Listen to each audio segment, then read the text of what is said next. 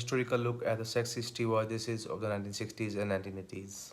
The flight attendant occupation took permanent shape in the 1930s as women's work, that is, work not only predominantly performed by women but also defined as embodying white, middle-class ideals of femininity. As the nascent commercial aviation industry sought to lure well-heeled travelers into the air, airline managers and stewardesses together defined the new field of in-flight passenger service around the social ideal of the hostess.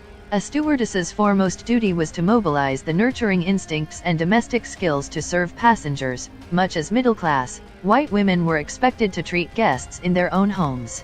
The post-World War II America changed drastically and millions of Americans started to travel on airplanes and the stewardess profession expanded further.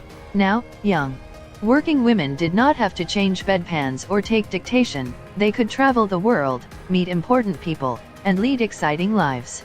The stewardess position was well paid, prestigious, and adventurous, and it quickly became the nation's most coveted job for women.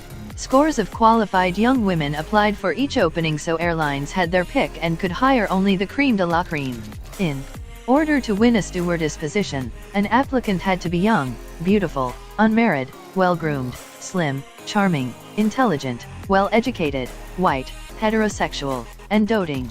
The appearance was considered as one of the most important factors to become a stewardess.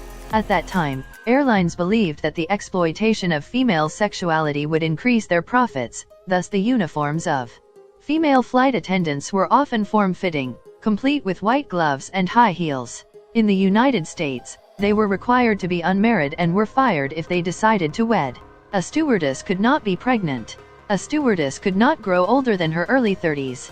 The dark side of this trope was that women who got this prestigious position were often subjected to sexual harassment from drunken passengers, who might pinch, pat, and proposition the stewardesses while they worked, according to Kathleen Berry's Femininity in Flight, A History of Flight Attendants.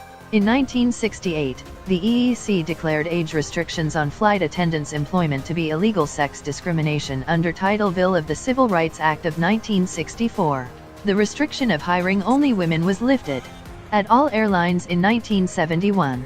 The no-marriage rule was eliminated throughout the U.S. airline industry by the 1980s. The last such broad categorical discrimination, the weight restrictions, were relaxed in the 1990s through litigation and negotiations. If you like this video, make sure to subscribe to my channel.